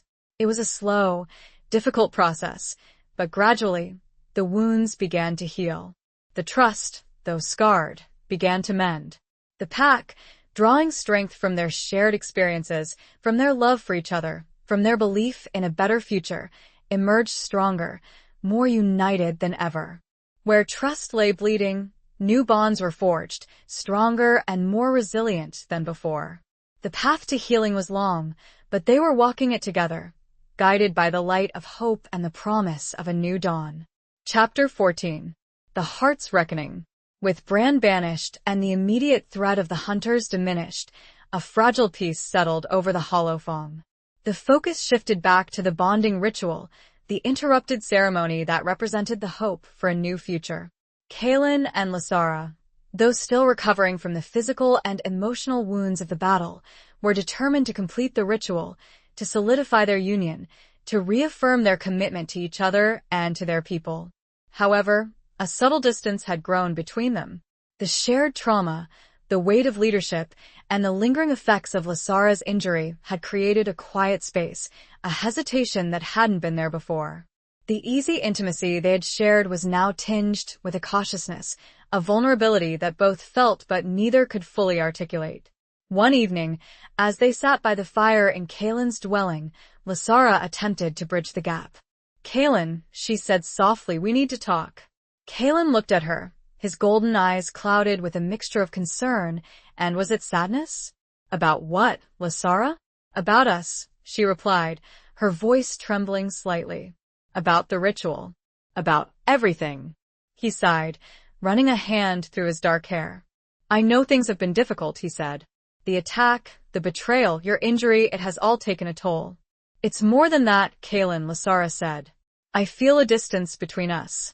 A hesitation. Are you having doubts?" Kaelin's eyes widened slightly, his expression a mixture of surprise and pain. "Doubts?" he said. "Lysara, no. Never. I love you, more than words can say.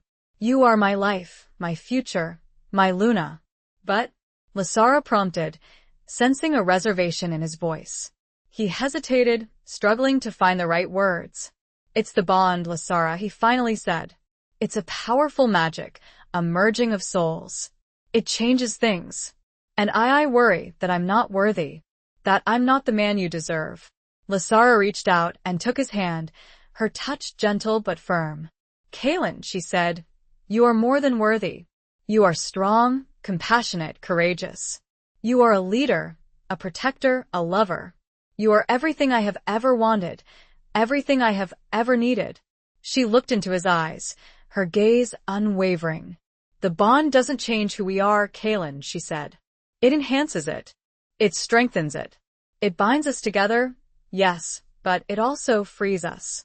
It frees us from the past, from the hatred, from the fear. It allows us to be our true selves together." Kaelin squeezed her hand, his eyes filling with tears. "I am afraid, Lysara," he confessed. "Afraid of failing you, of failing the pack, of failing to live up to the expectations of the bond." Lysara leaned in and gently kissed him, a soft, tender kiss that conveyed all the love, all the understanding, all the reassurance that she felt. "You won't fail, Kaelin," she said, "because you are not alone. We are in this together. We will face whatever challenges come our way, hand in hand, heart to heart." Her words, her touch, her unwavering belief in him, broke through the wall of doubt and fear that had surrounded him. He pulled her close, holding her tightly, feeling the warmth of her body, the steady beat of her heart. "I love you, Lysara," he whispered, his voice choked with emotion. "I love you so much."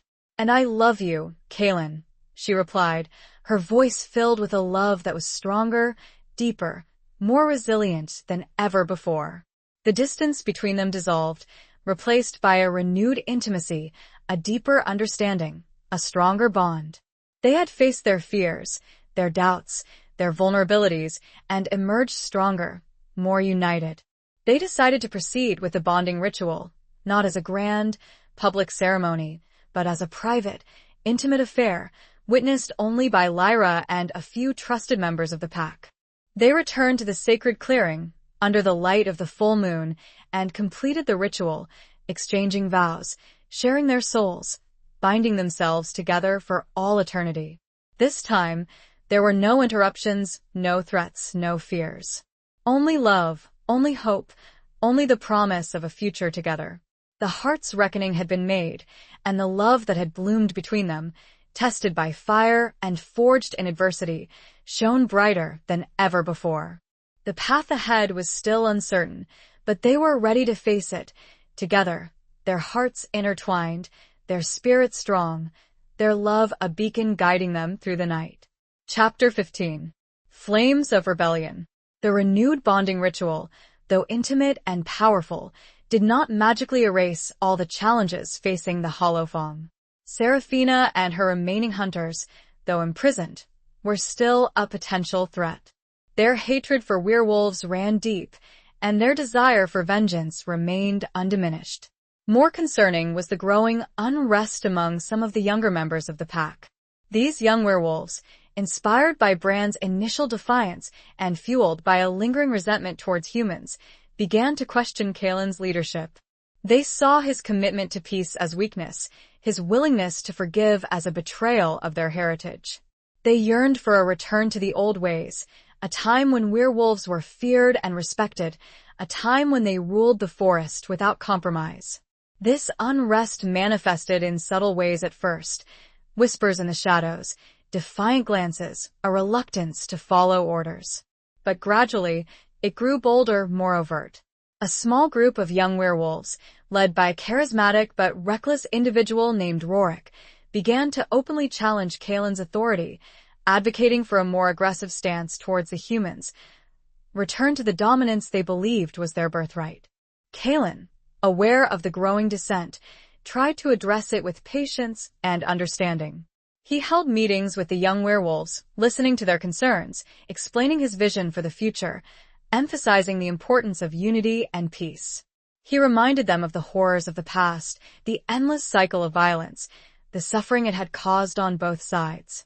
Lasara, too, played a crucial role in these discussions. She shared her own experiences, her life in Oakhaven, her initial fear of werewolves, her gradual understanding and acceptance of their ways. She spoke of the possibility of coexistence, of the benefits of cooperation, of the hope for a future where humans and werewolves could live together in harmony. But Rorik and his followers remained unconvinced. They saw Lasara as an outsider, a human who could never truly understand the werewolf way of life. They resented her influence over Kalen, her role in shaping the future of the pack. One evening, as Kalen and Lasara were walking through the forest, they were confronted by Rorik and his group. The young werewolves, their eyes glowing with defiance, blocked their path. "We have had enough of your weakness, Kalen," Rorik said, his voice dripping with scorn.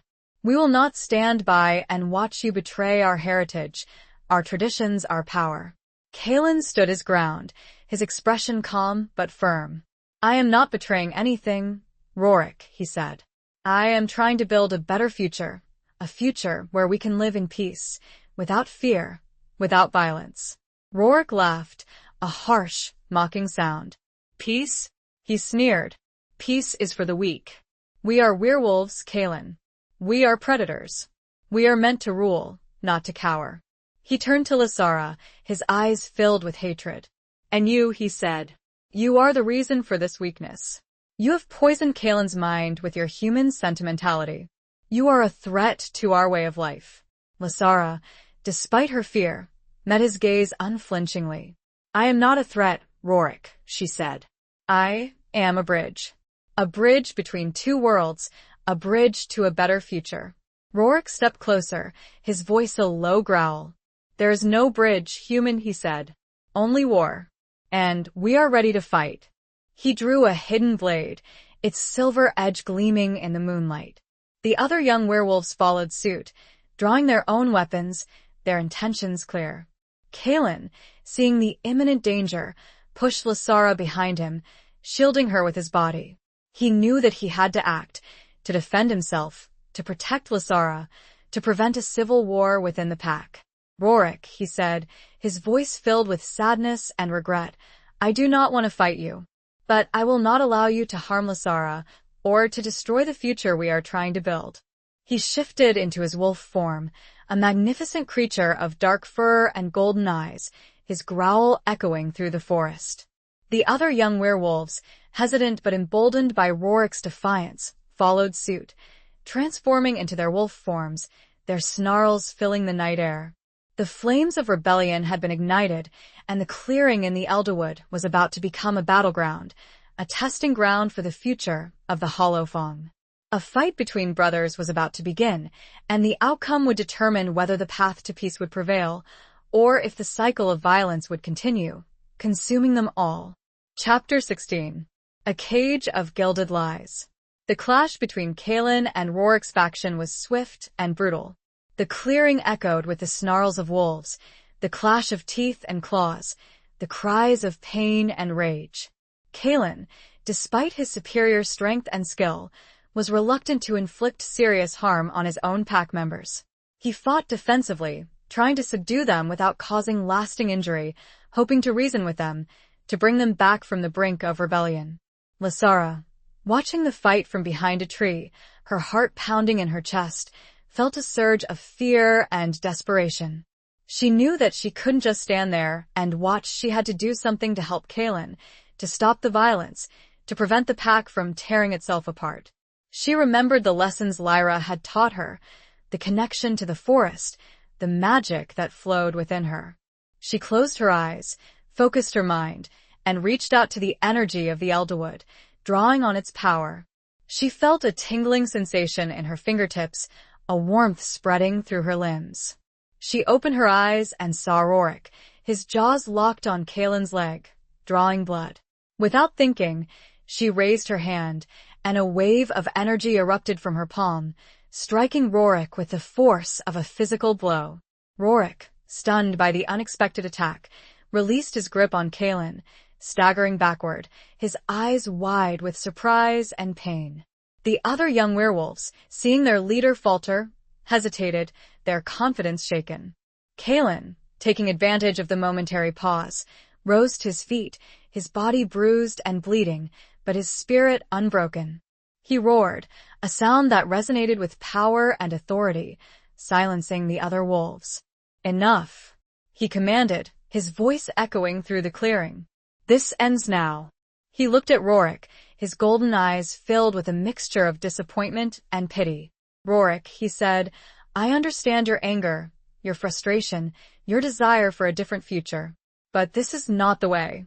Violence will not solve anything. It will only perpetuate the cycle of hatred, the cycle of suffering."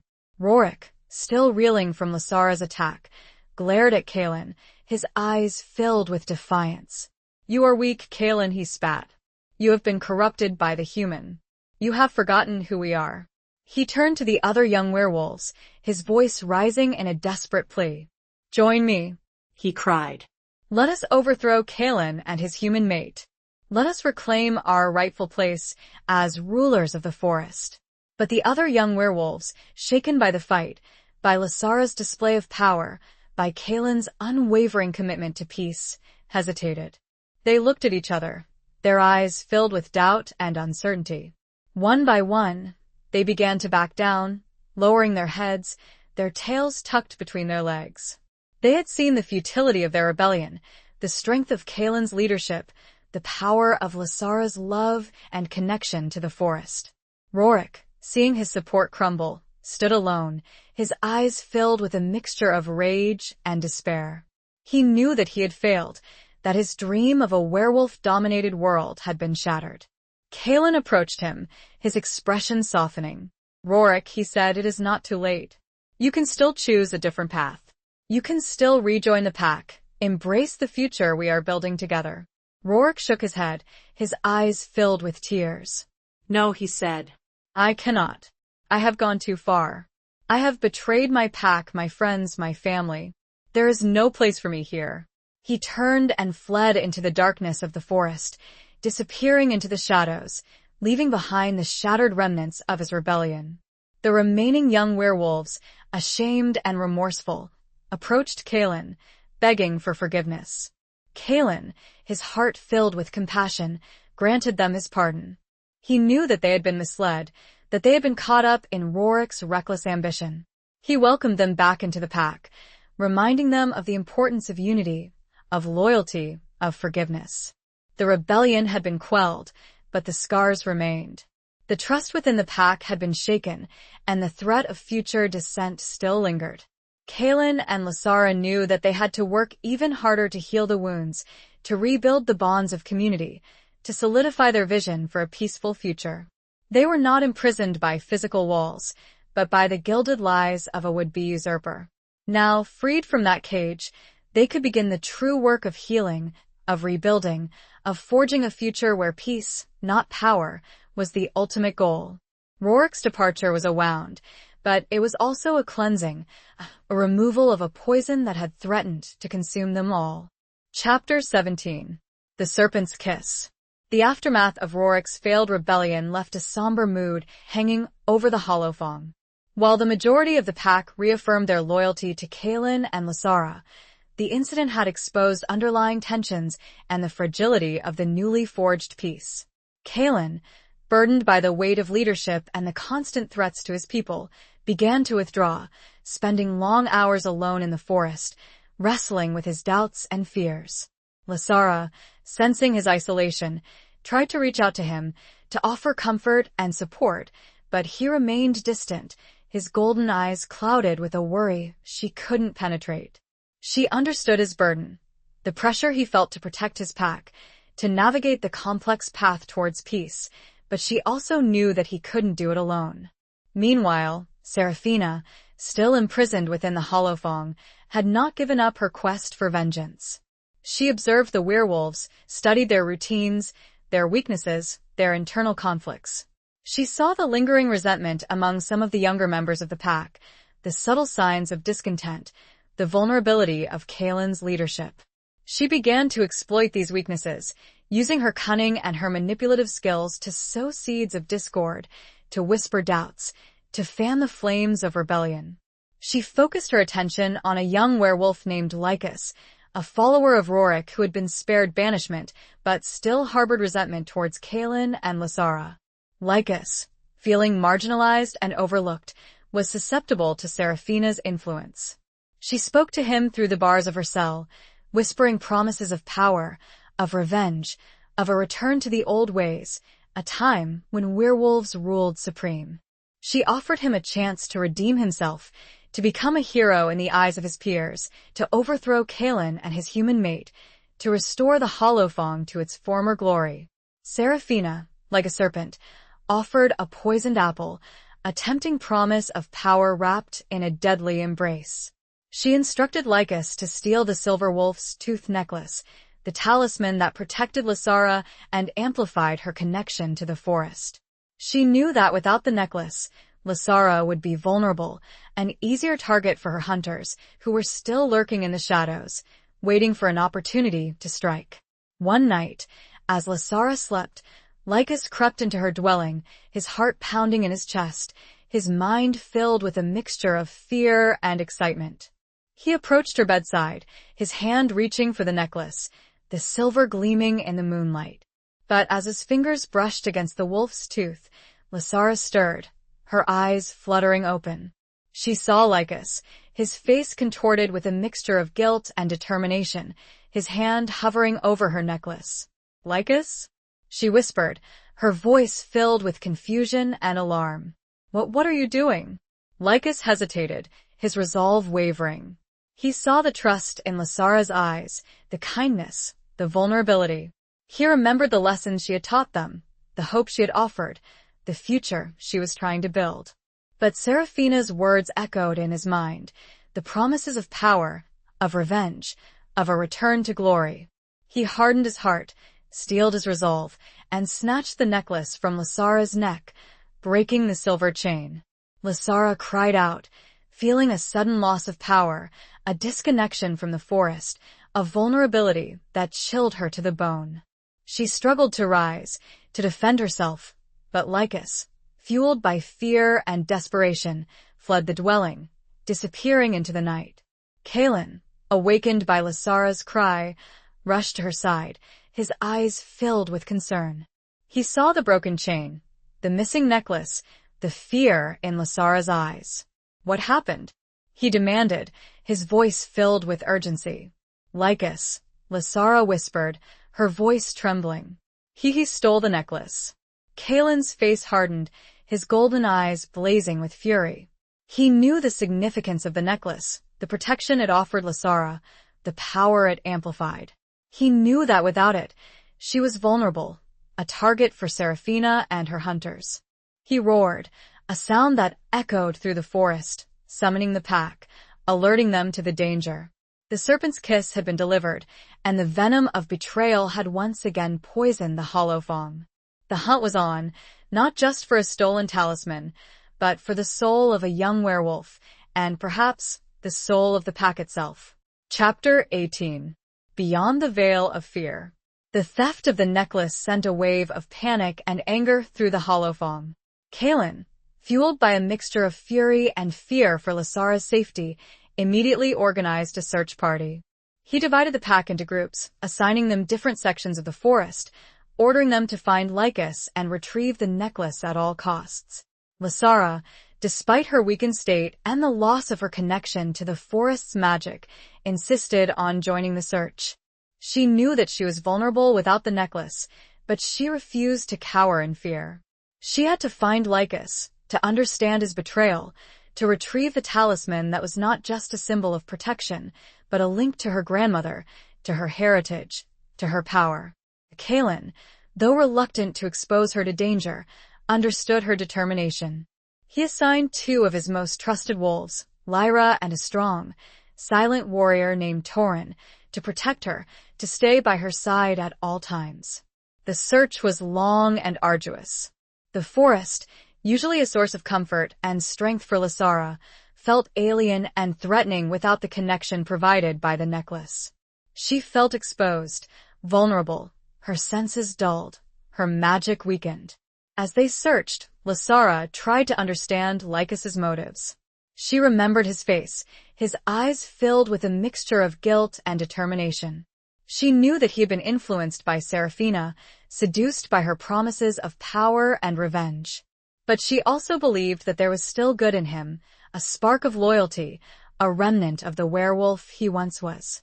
They tracked Lycus through the dense undergrowth, following his scent, his footprints, the subtle signs of his passage. They found traces of his presence, a broken branch, a disturbed patch of earth, a faint whisper of his scent lingering in the air. Finally, after hours of relentless searching, they found him. He was hiding in a secluded cave, a place known only to a few members of the pack, a place where young werewolves often went to test their courage, to connect with the spirit of the wolf. Lycus, seeing them approach, his face pale and drawn, his eyes filled with fear and regret, did not try to flee. He stood his ground, clutching the silver wolf's tooth necklace in his hand, his body trembling. Kalen, his face a mask of anger and disappointment, stepped forward. Lycus, he said, his voice low and dangerous, why have you done this? Why have you betrayed your pack, your friends, your Luna? Lycus looked at Kalen, then at Lasara, his eyes filling with tears. I was a fool, he said, his voice choked with emotion. I was seduced by Seraphina's lies, by her promises of power. I thought I was doing the right thing for the pack, for our future. He held out the necklace, his hand trembling. I'm sorry, he whispered. I didn't want to hurt anyone. Lasara stepped forward, her gaze softening. She saw the remorse in his eyes, the pain, the regret. She knew that he had been manipulated, that he had been a victim of Seraphina's cunning. Lycus, she said, her voice gentle but firm, Seraphina is using you. She doesn't care about you, or the pack, or our future. She only cares about revenge, about destruction. She is the serpent, and her words are poison. She reached out and took the necklace from his hand, the silver cool against her skin. As she fastened it around her neck, she felt a surge of power returning to her, a reconnection to the forest, a restoration of her strength. You have made a terrible mistake, Lycus, she said. But it is not too late to make amends. It is not too late to choose a different path. Kalen, seeing the exchange between Lasara and Lycus, his anger subsiding, stepped forward. Lycus, he said, you have betrayed us, and your actions have consequences. But we also believe in redemption, in the possibility of forgiveness. He looked at Lyra and Torin, his gaze firm. "Take him back to the Holofong," he commanded. "We will hold a council and decide his fate." Lycus, his head bowed in shame, allowed himself to be led away. He knew that he faced a severe punishment, but he also felt a glimmer of hope, a sense of relief that he had been given a chance to atone for his sins. Lysara, watching him go, felt a mixture of sadness and relief. She had retrieved the necklace, regained her power, but the incident had left a deep wound, a reminder of the fragility of trust, the ever-present threat of betrayal.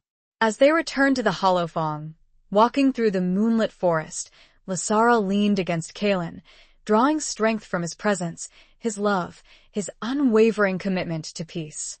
She had looked beyond the veil of fear, seen the vulnerability of a young werewolf caught in a web of lies, and offered him a chance at redemption. The path ahead was still uncertain, but they would face it together, their hearts intertwined, their spirits strong, their love a beacon guiding them through the night. Chapter 19. The Call of the Wild Soul. The council convened to decide Lycus's fate was a somber affair.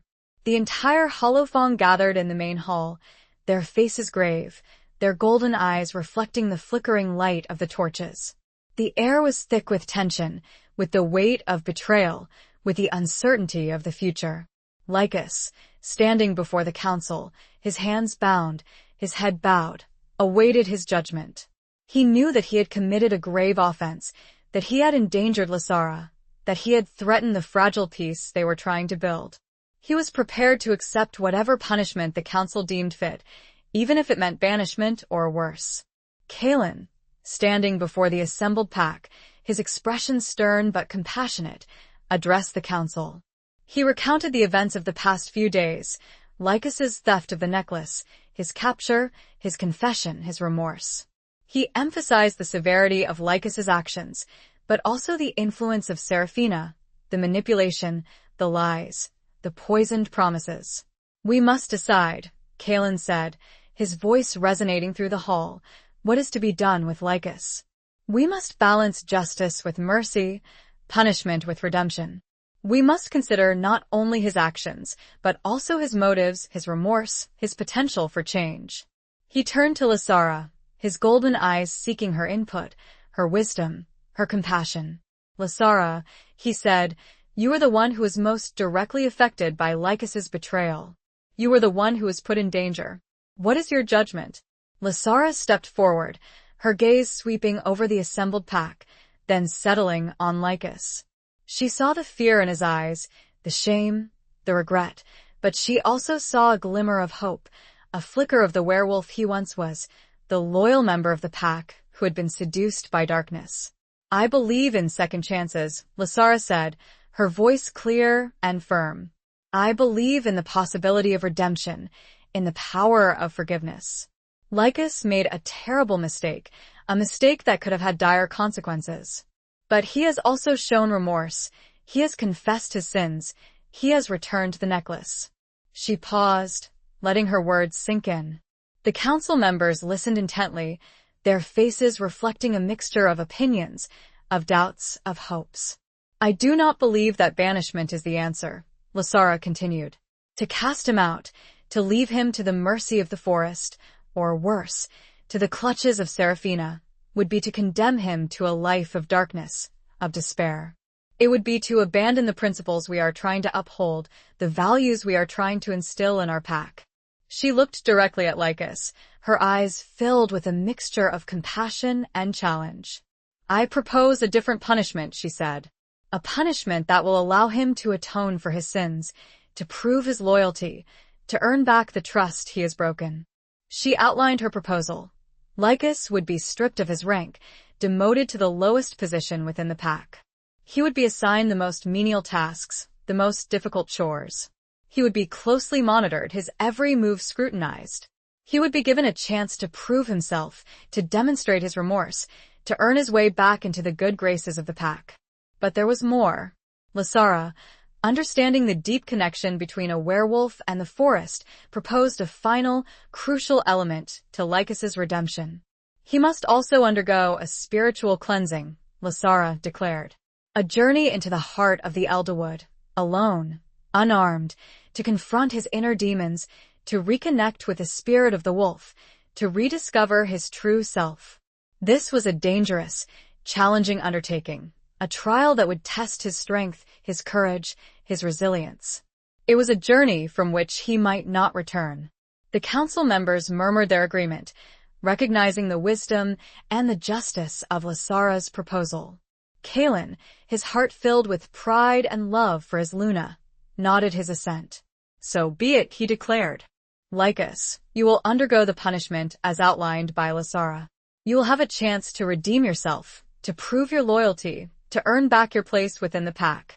But know this: if you fail, if you betray us again, there will be no second chances. Lycus, his eyes filled with tears, nodded his acceptance. He knew that he had been given a gift, a chance to reclaim his life, to find redemption, to become the werewolf he was always meant to be. As Lycus was led away to begin his journey of atonement, Lysara felt a deep sense of peace, a conviction that she had made the right decision. She had listened to the call of her wild soul, the voice of compassion, of forgiveness, of hope. She had chosen a path of healing, of redemption, of transformation, not just for Lycus, but for the entire pack. The future was still uncertain, but they were walking it together, guided by the light of love, the strength of their bond, the unwavering belief in a better tomorrow. Chapter 20. The Final Confrontation of Hearts. Lycus's journey into the Elderwood was a transformative experience. He faced hunger, thirst, exhaustion, and the constant threat of wild animals. He battled his inner demons, his guilt, his shame, his fear. He confronted the darkness within himself, the seductive whispers of Seraphina, the temptation to succumb to despair. But he also found strength, courage, and resilience he didn't know he possessed. He reconnected with the spirit of the wolf, rediscovered his true self, reaffirmed his loyalty to the Hollow Fong. He emerged from the forest a changed werewolf, humbled, purified, and determined to make amends for his past mistakes. Meanwhile, Kalen and Lysara, guided by Lyra's wisdom, devised a plan to deal with Seraphina once and for all. They knew that as long as she remained alive, she would continue to be a threat, a source of hatred and violence, a serpent whispering poison into the ears of the vulnerable. They decided to use Seraphina's obsession with Lysara as bait. They would lure her into a trap, a final confrontation where they could end her reign of terror, break the cycle of vengeance, and secure a lasting peace for the Hollow Fong and Oakhaven. The plan was risky, dangerous, and relied on their ability to anticipate Seraphina's moves, to outwit her cunning, to exploit her weaknesses. It also required Lysara to put herself in harm's way, to face her fears, to confront the woman who had tried to kill her, who had caused so much pain and suffering. One moonless night, they put their plan into action. Lysara, accompanied by Kalen and a small group of trusted wolves, ventured into the forest, making their presence known, deliberately leaving a trail for Seraphina and her hunters to follow. Seraphina, her hatred fueled by her imprisonment and her desire for revenge, took the bait. She and her remaining hunters, armed with silver-tipped weapons, tracked Lysara and her companions, their movements silent and deadly, their intentions clear. They followed them to a clearing, a place where the ancient stones of a forgotten ruin stood sentinel, a place where the veil between the worlds of humans and werewolves was thin, a place of power and magic. As Lysara and her companions entered the clearing, Seraphina and her hunters emerged from the shadows, surrounding them, their weapons drawn, their faces contorted with hatred and anticipation. Well, Seraphina sneered, her eyes fixed on Lysara. The little human bride. Come to meet your destiny. Lysara stood her ground, her chin lifted, her eyes filled with a quiet strength. I am not afraid of you, Seraphina, she said. Your reign of terror ends here. Seraphina laughed, a harsh, mocking sound. You are a fool, human, she said. You cannot defeat me. I am stronger, faster, more cunning. And I have the power of silver on my side. She raised her silver-tipped spear, its point gleaming in the faint starlight, ready to strike.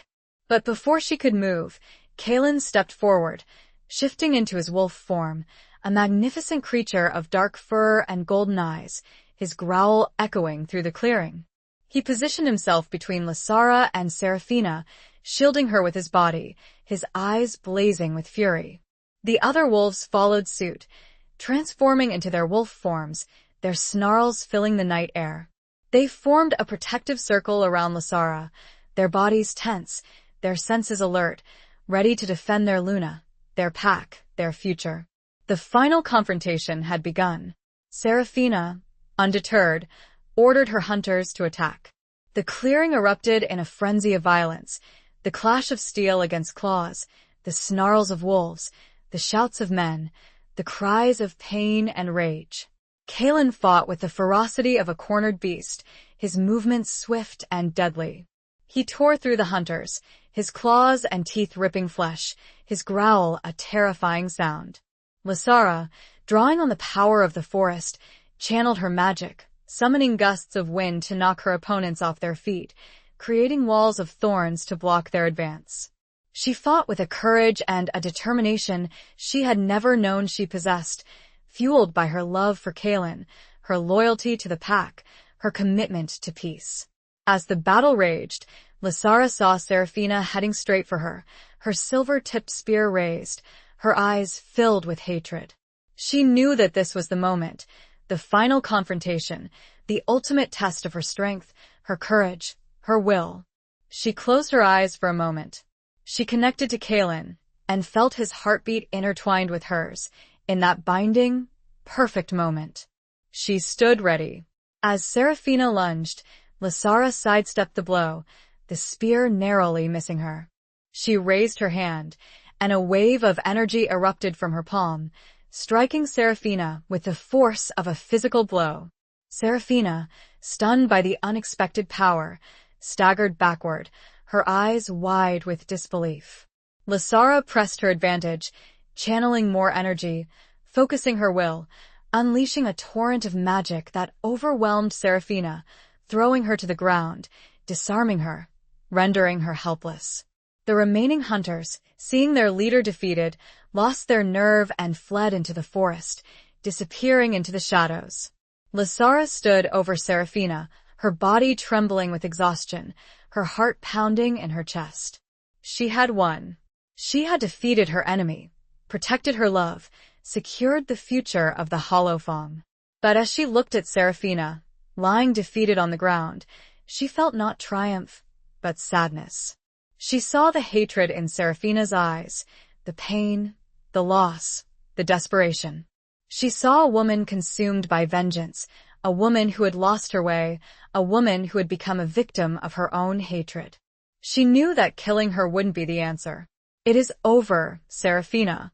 Lysara's voice was clear, but held the weight of their long, bloody history. Kalen stood next to his Luna, his queen, his love. He spoke, and the authority in his tone made the very air still. "You will be taken to Oakhaven. You will stand trial for your crimes before humans and before werewolves. And you will answer for what you've done." It was not the ending Seraphina expected, nor the one she wanted. But it was perhaps the ending she deserved.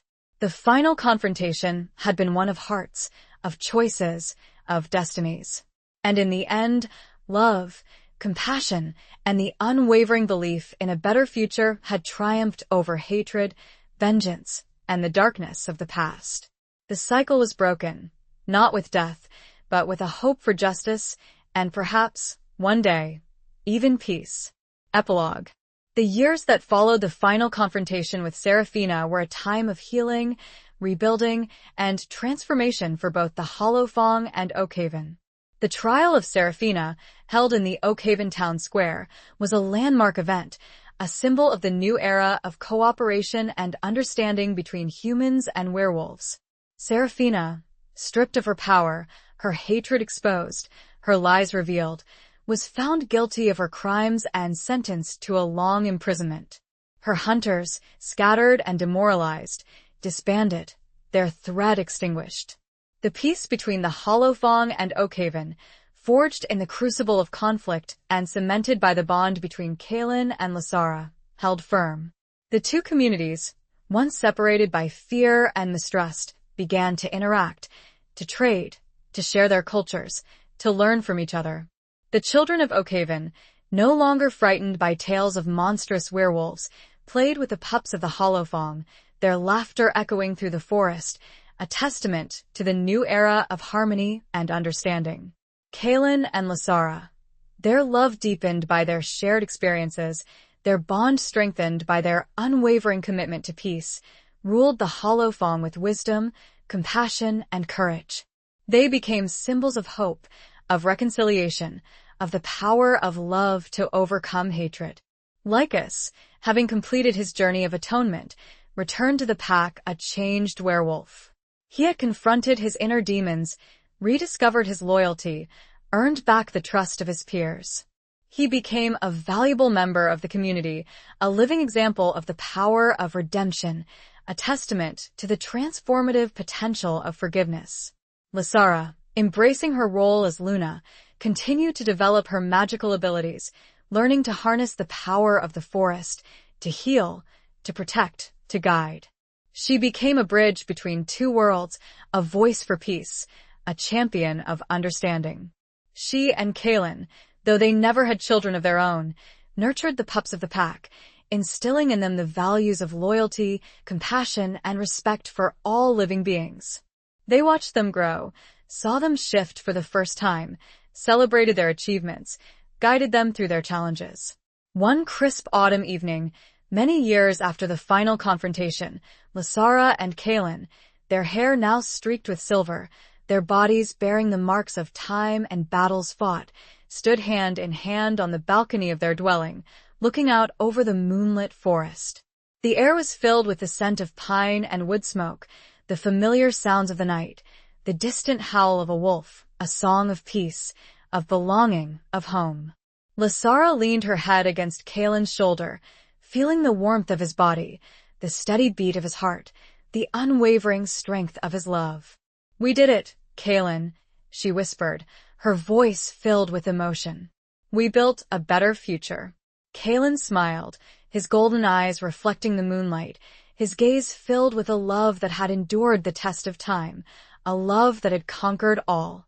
"Yes, my love," he said. "We did. Together." He gently kissed her, a soft, tender kiss that conveyed all the love, all the gratitude, all the hope that filled their hearts.